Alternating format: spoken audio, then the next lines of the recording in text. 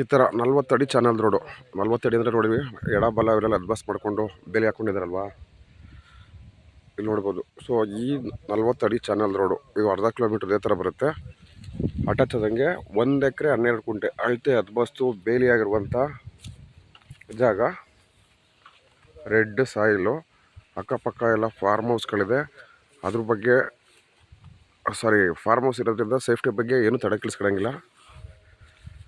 General category property.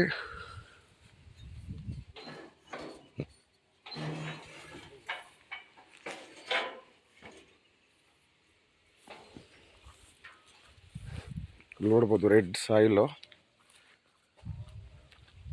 ಇಲ್ಲಿ ಹಿಂದೆ ಮುಂದೆ ಎಲ್ಲ ಕಡೆನೂ ಫಾರ್ಮ್ ಹೌಸ್ಗಳಿದೆ. ರೆಕ್ಟಾಂಗಲಾಗಿ ಬರುವಂಥ 1 ಎಕರೆ 12 ಗುಂಟೆ ಜನರಲ್ ಕ್ಯಾಟಗರಿ ಸೇರಿ ಪ್ರಾಪರ್ಟಿ. ಕಾವೇರಿ ನೀರಾವರಿ ಬೆಲ್ಟು, ಅಂದರೆ ಕಾವೇರಿ ಇಲ್ಲಿಗೇನು ಬರಲ್ಲ. ಇಲ್ಲಿಂದ ಒಂದು ಕಾಲು ಕಿಲೋಮೀಟ್ರ್ ದೂರದಲ್ಲಿ ರಿವರ್ ಇದೆ. ಸೊ ಹಂಗಾಗಿ ಇಲ್ಲೆಲ್ಲ ಬೋರ್ವೆಲ್ ಹಾಕಿದ್ರೆ 150-120 ಅಡಿಗೆಲ್ಲ ನೀರು ಸಿಗುತ್ತೆ. ಈ ಥರ ಸುತ್ತ ವಾತಾವರಣ ನೋಡ್ಬೋದು. ವಾತಾವರಣದಲ್ಲೇ ಗೊತ್ತಾಗುತ್ತೆ ಇಲ್ಲಿ ನೀರಾವರಿ ಹೆಂಗಿದೆ ಅಂತೇಳಿ. ಇಲ್ಲಿ ಪಕ್ಕದಲ್ಲೂ ಕೂಡ ಇಲ್ಲಿ ಒಬ್ಬರು ಲೋಕಲ್ ಫಾರ್ಮರು ರೇಷ್ಮೆ ಮನೆ ಕಟ್ಕೊಂಡಿದ್ದಾರೆ. ಇನ್ನೊಬ್ರು ಇಲ್ಲಿ ಒಟ್ಟು ಇಲ್ಲೇ ಅಕ್ಕಪಕ್ಕದಲ್ಲಿ 3-4 ಮನೆ ಇದೆ. ಇದರದೊಂದು ಒಳ್ಳೆ ರೈಟ್ ಹ್ಯಾಂಡ್ ಸೈಡಲ್ಲಿ ಒಳ್ಳೆ ಬೆಟ್ಟದ ವ್ಯೂ ಇದೆ. ಇದರಲ್ಲಿ